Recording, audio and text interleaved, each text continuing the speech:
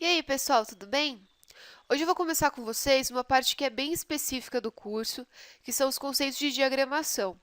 Essa parte é que mais tem a ver, junto com aquelas de tipografia e legibilidade que eu passei já para vocês, com o curso de InDesign, que também está no pacote da formação em design gráfico. E é legal que vocês prestem bastante atenção, e eu volto a repetir que se houver dúvidas, se vocês quiserem alguma bibliografia específica, vocês podem me escrever que eu passo isso para vocês. Porque assim, essa parte, principalmente para quem for trabalhar em alguma editora ou com alguma diagramação específica como livros, ou até mesmo pegar freelance, né, fazendo revista, alguma coisa assim, folder, tudo que envolva texto, vocês vão usar essa parte da diagramação. Então é interessante que esses conceitos fiquem bem assimilados em vocês, tá bom? Então vamos começar aqui. Para iniciar, eu vou passar para vocês os 4 princípios do design que são essenciais para toda diagramação. Vamos começar com a proximidade. Proximidade, ela diz o quê? Que itens relacionados entre si devem ser agrupados. Quando vários itens estão próximos, eles tornam-se uma unidade visual e não várias unidades individualizadas. Isso ajuda a organizar informações e a reduzir a desordem. Então, quando vocês têm uma página que vocês vão começar a diagramar, é interessante que vocês pensem, né, no projeto gráfico. Geralmente, assim, quando você começa uma diagramação, você não começa assim do nada. O seu cliente, né, a pessoa que passou essa diagramação para você fazer, ou até você mesmo, tem que desenvolver um projeto gráfico do que você vai diagramar. E o que é esse projeto gráfico? Você vai pensar como que você vai colocar a massa de texto, que elementos que você vai usar e tudo mais. Para vocês fazerem esse projeto gráfico, ou para analisar se o projeto gráfico está legal, esses itens eles são importantes, esses princípios do design. E a proximidade, ela vem trazer para a gente aquelas questões que a gente aprendeu na aula de Gestalt. Por exemplo, essa daqui que diz que uma unidade ela não é enxergada só como uma unidade, se ela tem outras por perto, ela é enxergada como um conjunto. Isso, pessoal, ajuda, por exemplo, se você tem vários textos que são interrelacionados e você quer que esses textos pareçam realmente ser interrelacionados, eles não estão ali soltos. Então, coloquem eles próximos, geralmente com tipografias semelhantes, que as pessoas tendem naturalmente a ver aquilo como um todo, tá? O alinhamento. Nada deve ser colocado arbitrariamente em uma página. Cada elemento deve ter uma ligação visual com outro elemento da página. Isso cria uma aparência limpa, sofisticada e suave. Então, assim, é legal você sempre procurarem alinhar os elementos dentro da sua página. Para isso, uma coisa que facilita muito é o uso do grid. Eu vou falar para vocês daqui a pouquinho sobre ele. Eu vou até mostrar para vocês como que vocês vão fazer esse grid no InDesign. Mas é legal que vocês já tenham isso. Vocês não devem jogar as massas textuais, as imagens e todos os elementos que vocês têm numa página aleatoriamente nessa página. É legal que vocês tenham um planejamento e vejam o alinhamento, de modo que fique harmônico isso dentro da página, porque não pode ficar uma bagunça. A gente tem que prender o leitor. Lembra que eu falei disso para vocês já? A repetição. Repita os elementos visuais do design e espalhe-os pelo material. Você pode repetir a cor, forma, textura, as relações espaciais como espessura, tamanhos, e isso ajuda a criar uma organização que fortalece a unidade. Então, assim, quanto mais vocês puderem colocar elementos visuais, não estou dizendo que vocês têm que encher a página de coisas, mas para frente eu vou até falar para vocês do espaço branco, que ele é muito auxiliar quando a gente está diagramando uma página. Mas é legal que, além do texto, vocês coloquem algum elemento visual.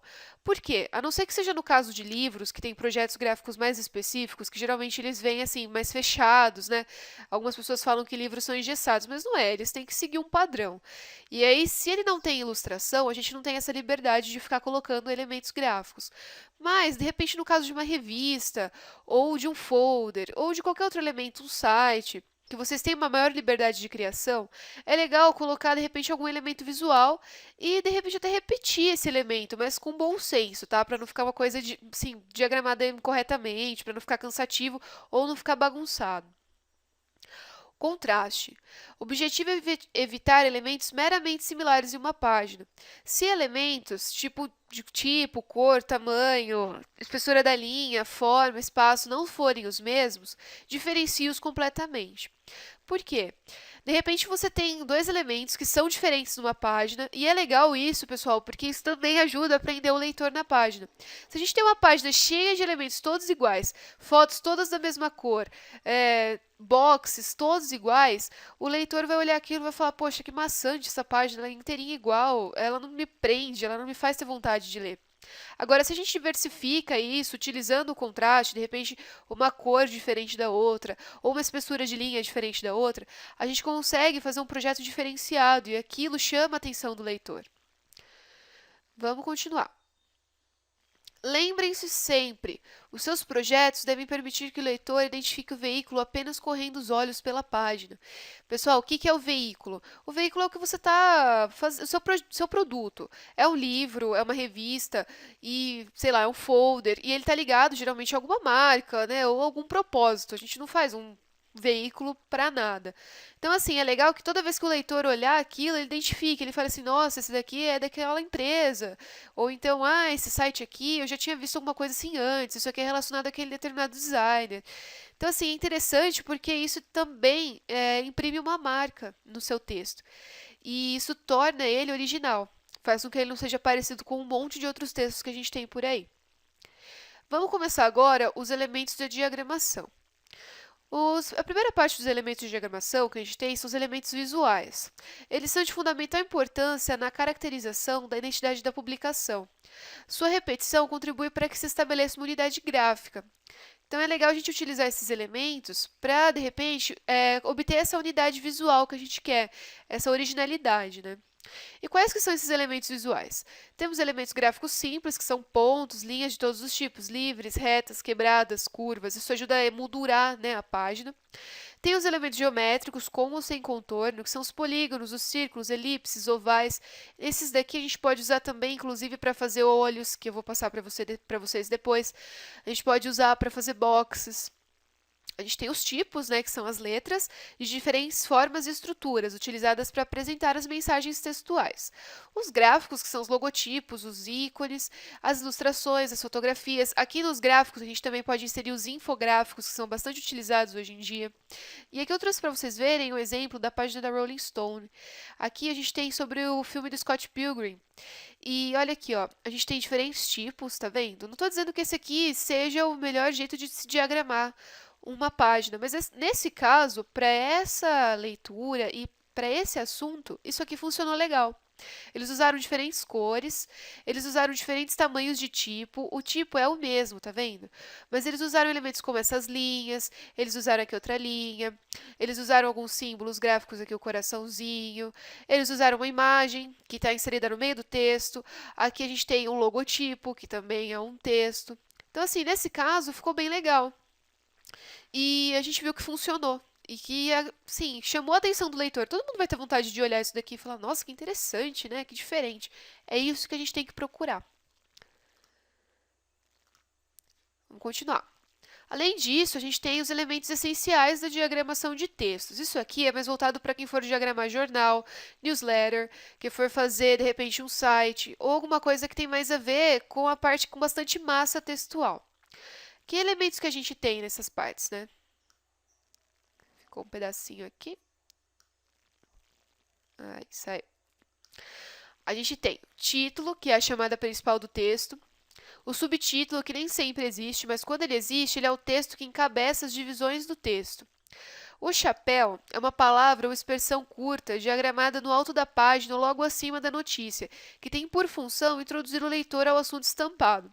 Isso daqui existe muito em jornal. Quem não souber o que é, pega um jornal e olha. Geralmente você tem o título. Geralmente no jornal a gente não tem o subtítulo, mas a gente tem o chapéu, que é como se fosse um resuminho da matéria que vai ser explicada, né, mais abaixo. O olho, ele é um complemento do título e ele visa chamar a atenção do leitor para algum assunto estampado no corpo do texto. Quando ele é aplicado no meio do texto, além de ele destacar algum aspecto, ele areja e subdivide textos longos. Isso aqui também é muito usado em revista. Se vocês pegarem uma revista, vocês vão ver que geralmente no meio da matéria, ele tem geralmente uma forma, ou às vezes nem tem uma forma. Ele tem um pedaço do texto que está em destaque, geralmente maior, assim. Aquilo é um olho. E isso serve para quê? Às vezes, quando você tem uma mídia impressa, no caso de revista, por exemplo, a pessoa pega essa revista e ela nem sempre tem tempo de ler a matéria inteira, geralmente é uma matéria longa, e ela vai folheando. E não é que ela vai folheando essa revista, ela dá de cara com esses olhos da matéria, e é nisso que ela vê, de repente, pontos que ela vai se interessar por ler aquela matéria inteira. E é legal a gente saber trabalhar com o olho do texto, porque realmente, a partir dele, você vai fazer o leitor ter vontade de ler aquele texto. Tá bom? Mancha gráfica é o espaço a ser utilizado pela composição. Ele pode ser determinado por processos mecânicos ou matemáticos, mas o designer pode fazer prevalecer o seu bom gosto sobre as convenções. O que isso quer dizer? Que, de repente, você tem um grid fechado, vou falar para vocês já já o que é o grid, que ele é todo engessado ali, você não pode mexer no grid. Mas você pode, de repente, com o seu bom senso, trabalhar em cima desse grid e deixar uma composição mais fluida, não precisa ficar tão quadradinha, né, tão certinha. O fio separa elementos que por algum motivo podem ser confundidos. Esse fio geralmente é uma linha ou algum elemento gráfico. Isso acontece às vezes em livros. Às vezes você tem no final de um capítulo que você quer que ele tenha um destaque para mostrar que ali acabou o capítulo e vai começar outro. E às vezes você não vai fazer a troca de página, você só vai continuar na mesma página e você coloca o fio, que pode ser um ornamento, uma linha, o que vocês quiserem. O box é um espaço delimitado graficamente que normalmente inclui texto explicativo ou sobre assunto relacionado à matéria principal. Aqui no box é legal a gente falar porque você pode usar aquelas formas geométricas, né, que eu já falei para vocês, ou até mesmo formas que vocês quiserem criar. E o box, ele geralmente tem a ver com o que você está explicando e ele traz um assunto que é complementar, assim, isso também é muito usado em revista. E em newsletter também, até em site. Aí você vê ali, geralmente ele tem um destaque, né? Por exemplo, a gente está falando uma matéria sobre dieta. E ali do lado vem um box, né? Dando um destaque de repente para um cardápio. Ou indicando algum restaurante. Então é legal a gente usar sempre o box, porque ele é um elemento visual muito legal. Tá bom? Bom, pessoal, eu vou ficando por aqui na aula. Na próxima eu vou passar mais algumas regras para vocês de diagramação. E eu espero que vocês tenham curtido essa parte, tá bom? Obrigada!